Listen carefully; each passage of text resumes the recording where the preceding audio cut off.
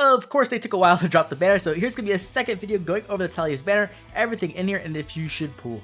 Let's get started. We already know who's in here, so that's not going to be much of a surprise, but I'm still very excited. Okay, first up is Edward. This is where we're going to get a chance to see if that Breath of Life really counters burn damage or not. Okay, let's start at the top with this preference weapon, Calidabog. We have Slaying, and at start of combat, if his HP is greater than or equal to 25%, he's going to get all stats plus X during combat, where X is 25% of the foe's attack at start of combat, -4, so that visible attack stat, right? Max of 14. He's going to also neutralize Guard, and he's also going to have DR Halving. And then lastly, he'll grant special cooldown cap -1 to himself before the foe's first attack during combat, so he's going to get that special jump effect but before the foe's first attack, which works really well with something like Godlike Reflexes, right? And then at start of combat, if his HP is greater than or equal to 25%, he's going to get flat damage reduction based off an amount equal to Y, where Y is 16 if the foe's special is triggering, and if the foe's special is not triggering, he'll get 8 flat damage reduction. So that's pretty solid overall, gives him some nice damage reduction he's going to need. And then also, his next attack will deal damage equal to the total damage reduced from that foe's first attack by any source. So like any kind of like damage reduction he has that stacks with that damage reduction will also get deflected back at the enemy. So that's pretty nice effect right there. He has Godlike Reflexes, he has Buffer 4, which works really well together. But the thing we really care about, the most important skill, is Breath of Life 4. That's right, we finally have Breath of Life 4. Let's see what this does. So essentially what this is going to do, it's going to have the same effect, but it actually works as a drive for allies as well as works on the unit themselves. So what this is going to do is, for the drive effect, it's going to restore X HP to the unit as the allies, their combat begins, and it triggers after burn damage, which is really important, right? And then what it's going to do is it's going to do a defense check. And if your defense is greater than the foe's defense, you're going to get 20% of your HP plus the difference between your defense stat and the foe's defense stats times 4. Otherwise, if you fail that defense check, you're going to get 20% of your max HP, but it can only be a max of 40% of your HP plus the burn damage dealt to ally as combat begins. What that means is that you're going to get an absolutely ridiculous amount of healing, and this is a pretty hard counter to burn damage. It's not going to completely nullify it, but it's going to do a pretty big job. And that's not all, you also get an additional effect where you're going to get defense +4 if there's an ally within 2 spaces, and you're going to reduce the effect of deep wounds by 50% during combat. So all those like fatal smoke effects, they're going to get cut in half.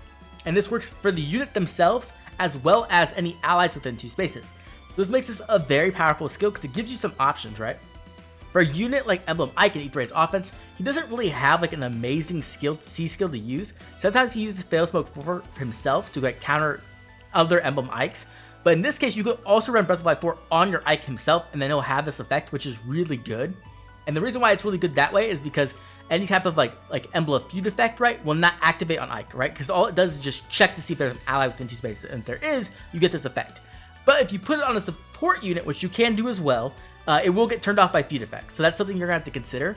But it does give you a lot of build versatility, right? Because you can put it on your Omni Tank themselves, but if they do need other skills, like let's say Pledge or Times Pulse, right, to get it to work, then you could put this effect on your support, and they're still getting the full effect of it. So it's a very powerful new tier 4 B skill. It's going to do a really big hamper on like burn damage. Burn damage is getting kind of shit on, to be honest. And I'm very excited for that. But I am a little bit afraid I might just go like completely like apeshit crazy now, because like, holy crap, that was like the only thing really keeping him in check other than AoEs. Okay, so when it comes to roles for Edward, what is he really doing? Edward is an Omni Tank. He technically can have some support options thanks to Breath of Life 4, but that's really more the skill than it is him. So all he's really going to be doing is taking, so when it comes to the game modes he can really excel in. I can see him excelling in like Arena, of course, because he'll be scoring quite high. He is also going to do really well in Ether's offense as like an Omni Tank, and it's possible to use him as a raid boss in SD as well. Overall, I do think he's going to be a pretty solid unit, but I'm not sure if he's going to really compare against like the best Omni Tanks in the meta. But he is introducing a very powerful meta skill, so I'm very happy about that. Let's move on to our next hero. Okay, we got Leonardo up. Let's see what his inheritable bow does. I like his art. His art looks good. Okay, so we have doubler bow. This is an inheritable bow. It has effective against flying, and at start of turn, if you're within 2 spaces of an ally, you're going to attack and rest +6 to the unit and allies within 2 spaces. So that's like a nice little like buff for yourself as well as some support. And then if you initiate combat, or if you're within 2 spaces of an ally, you'll get an additional +X to all stats during combat, where X is 4 plus the highest bonus on each stat between unit and allies within 2 spaces of the unit. So kind of like a bonus doubler 4 effect. I mean, this is a pretty solid weapon overall. It gives a nice amount of stats and a little bit of support. Definitely nothing insane, and probably not better than any of the arcane bows, but not bad. The attack res The attack res finish 3 fodder is very nice, as it will essentially allow us to inherit this much easier without having to like rely on seasonal units, which is also good. And then guard 3 is like decent, it's like kind of whatever. So not the best fodder, but definitely he has a solid stat line. And so if you are like a big Leonardo fan, you can definitely make him work. Okay, here comes our rearmed hero Sothe, and I'm really excited to see this because I've been waiting for a speedy dagger. And I'm going to assume that's going to be Sothe. His art looks great. I love his art. It looks really good. Okay, so he's the colorless. He's the same as his base form. That's kind of disappointing, but that's fine. Okay, so let's start at the top with his new arcane dagger, Arcane Tempest. So this has slaying, and then at start of turn, a special cooldown count is at its maximum. You're getting special cooldown -1. So essentially, you're getting times pulse, right? Very nice there. Then you're also, if your HP is greater than 25%, you're going to get all stats plus X, where it's based off the foe's attack at start of combat -4, max of 14 all stats, very good amount of stats there. You're also going to get 30% brave DER against the foe's first attack. And then lastly, if your speed is greater than the foe's speed, you'll get full NFU.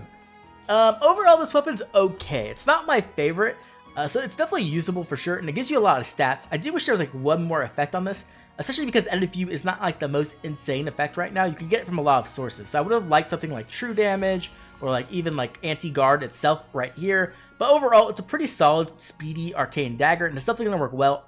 Okay, so we have Bane here, a new exclusive special for Sothe. And what this essentially is going to do is going to treat the foe's defensive resistance as it's reduced by 40%. So essentially like a Luna, but a little bit weaker. And then what this is going to do is going to ignore damage reduction, which is really nice. And then it has a really unique effect where essentially, if you didn't do enough damage to get them to 1 HP before the DR was calculated, it's going to set them to 1 HP. So like you're going to do enough damage to get them exactly to 1 HP. And then also, if your special was ready or triggered, or the foe special was ready or triggered, you're going to get 30% non-pierceable DR.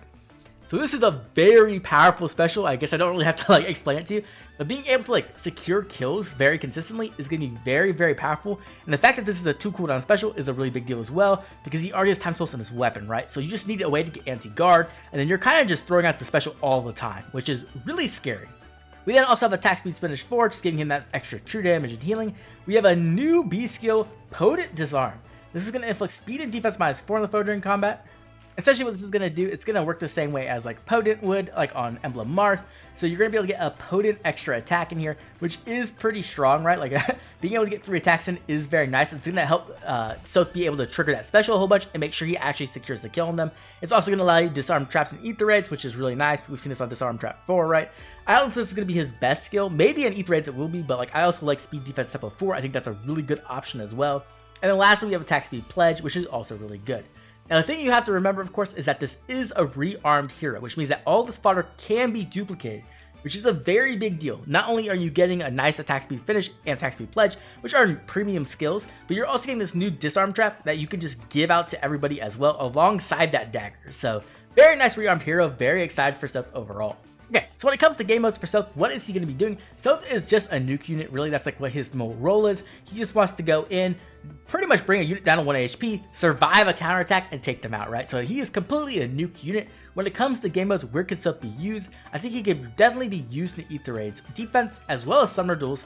I think he'll be able to perform in those modes pretty well, right? Being able to just get through tanks, no matter how potent they are, is something to really like pay attention to. Because he can get around like such high HPs, he can just reduce it down to 1 a lot of times. It's going to allow him to get around tanks who have like a lot of built-in damage reduction or like unpierceable damage reduction. And so I think Sothe is going to be very, very strong there as well. And it's possible that he could be seen in other game modes as well, but I definitely think ether raids, defense, and summoner duels are going to be the main places we're going to be seeing him. And then of course we got Micaiah coming up last. Let's see what she can do here. Dawning Maiden, okay. Okay, so we have her preference weapon, Silver of Dawn. Okay, so what this essentially does is you have effective against armored and cavalry, which is pretty, normal for Micaiah. We also have slaying. Then she's going to have guidance 5 right in her weapon. That's really strong. And then at start of enemy phase, she'll restore 10 HP to herself and any ally within 2 spaces, which is interesting, giving some extra little healing there. And then after start of turn effects trigger, so like all your like chills and stuff like that on enemy phase, you'll convert all your penalties on unit and allies within 2 spaces of unit into bonuses. That's right, so like all your like -7 attacks and stuff will get transformed into bonuses, which is really powerful. And then you'll also neutralize 2 penalty effects on the unit. This isn't counting stat penalties, right? Those are getting turned to bonuses. What this is talking about is like, let's say you have like exposure or something like that. It will actually remove them.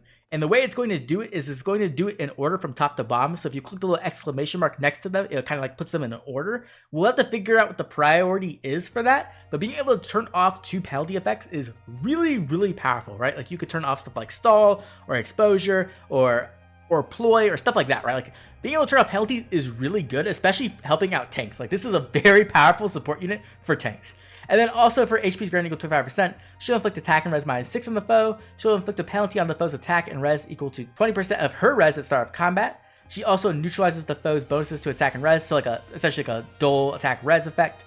And then she'll also get true damage equal to +X, where X is the number of allies within 3 rows or 3 columns centered on Micaiah times 5, so a max of 15 more true damage. She also has Maiden Solace, which is the preference skill from Legendary Micaiah. Essentially just like a harsh command that also heals, which is pretty cool. She has Flyer Flow Boost, which is a pretty powerful A skill as well. We then have a new preference B skill, Yoon's Protection. What this essentially is going to do is kind of acts like Brown Micaiah or Yoon does. At start of turn, you're going to check for each foe who has the highest attack, speed, defense, or resistance on the enemy team. You're going to inflict exposure and discord on those foes, as well as -7 to that high stat on them. And that those debuffs will spread to any foe within 2 spaces as well. So very powerful debuffing unit here, offering some really powerful support there. But that's not all. If she initiates combat or if she's within 2 spaces of an ally, she'll get to inflict another attack and res -5 on the foe. She'll inflict a penalty on their attack and res equal to the highest penalty on each stat between target and any foes within 2 spaces. So once again, getting around like anyone who can neutralize their own penalties, this will still hit them, which is really crazily good. And she gets damage reduction halving. This is a very powerful preference B skill. This is going to allow Micaiah to be a very potent support unit. Like I am actually very impressed here. She also introduces attack res Crux. We've already seen like the other forms of Crux on some other units, but it is a very nice skill as it does offer some stats as well as a guaranteed follow-up attack support, which is really good as well. And then last but not least, she also has a new Echo skill, Bard Trace Echo, and this is going to give her Canto remaining a minimum of 1. So this is really nice Echo skill. It's not just like a base Canto, it's actually better than that, always making sure you have at least 1 Canto, and you also get 3 true damage during combat, including with AoE. So this is a very nice, powerful unit here. When it comes to roles, what is Micaiah doing? She is a support nuke. That is exactly what she's doing, and a very good one at that. She's going to offer some invaluable support to your Omni tanks, letting them remove some of those nasty penalties off them, offering extra healing while debilitating the entire enemy team, right? Like just shutting them down, putting a whole bunch of debuffs on and stats on them. Like she's a very good. And then she's also going to be a very powerful nuke as well. Having 2 types of effectiveness is already really good, but being able to ignore damage reduction, get a ton of true damage, as well as get around like a lot of like bonus doubler and stats effects that are trying to like boost that resistance and attack up. She's going to get around all that. So very powerful support nuke here. When it comes to game modes, I definitely plan to see Micaiah probably like everywhere. Like she's very good. I could definitely see her being used on E3's offense as she works really well with those Omni tanks like I was talking about earlier. But I could also see her being used on E3's defense as she can really support the entire team, removing some penalties off of them, offering extra healing to them. So if they do get hit by like Bolt Tower, she can offer that, right? She's also debilitating the like E3's team coming in. So she's going to be very good there, and she has warping. So you can do some great like traps there where she comes in, maybe she rallies, and then she opens up warping for the rest of the team, which is really strong. So definitely going to see her on E3's offense, really going to see her on E3's defense. And then of course we'll see her in summer duels as well. When you get a unit this cracked, I think you're definitely going to see her there. And the coolest thing is she is an attuned hero as well, which means that not only are you getting a very powerful unit, you're also getting a unit who can duplicate fodder, and she comes with some amazing fodder herself, right? Fire Flow Boost is very universally used. Attack Res Crux and the new Trace skill will also be very valuable. Like that Trace skill is so good for anyone who doesn't have a preference skill and they can inherit that. So this is just an amazing unit. Very impressed with her overall. Okay, let's move on to the final part of the video, should you pull. So when it comes to pros, we have a very powerful banner here. I think a few of these units will definitely have some meta impact. The Breath of Life 4 skill on Edward is definitely going to impact the meta in some way. I just guarantee that. I think Sothe is a very powerful nuke, and we'll definitely be seeing him in a lot of places. And then Micaiah is a fantastic nuke support unit. And so you have 3 units who have the potential to definitely affect the meta in some ways, and they're all going to be sparkable on this banner. So I think that's some great value there. You also get some amazing fodder, and the best part is that at least on Sothe and Micaiah, you get to duplicate that fodder at least 1 time for free. So that's big value as well. Now, when it comes to some cons, we do have a very powerful legendary banner up currently. Legendary Cord I don't find to be the most impressive, but we do have Emblem Ike and Emblem Marv sharing. So if you have better luck than me, you could probably pick both those up, which is a big deal for your account if you don't have either of them. Getting at least one copy will really help you out, so that's definitely a big reason not to pull here if you're trying to save orbs for that. We also have 2 summer banners coming up. That's right, 2 summer banners back to back, and summer tends to be very spicy in phase, so you definitely want to miss out on that. Maybe save some orbs for that. And then lastly, we can't ignore Choose Your Legends coming up in August, and if you're going in for that, you're definitely going to want a lot of orbs because you can spark 4 times, so definitely save some orbs if this banner isn't for you. But I'm going to be honest, I think this banner is really powerful, and so at the very least, I'd say like maybe don't pull now, wait towards the end of the banner, see how these units end up turning up, and then if they end up being really good, maybe spend some orbs here and go for a spark. Either way, I will absolutely be pulling on this banner. It's Tellius, there's no way I could skip it. Even if they were terrible units, I would still be pulling. But luckily for me, they're amazing. So now I'd love to hear from you. What do you think of this banner? Are you going to be pulling? Are you excited for these units? Are you horrified of Sothe's Bane or maybe even Micaiah's debuffs? I'd love to hear about it. So drop a comment down below letting me know. As always, I'd like to thank all my members for their constant support. This has been Oblivion. I'll catch you all later with more Fire Emblem Heroes.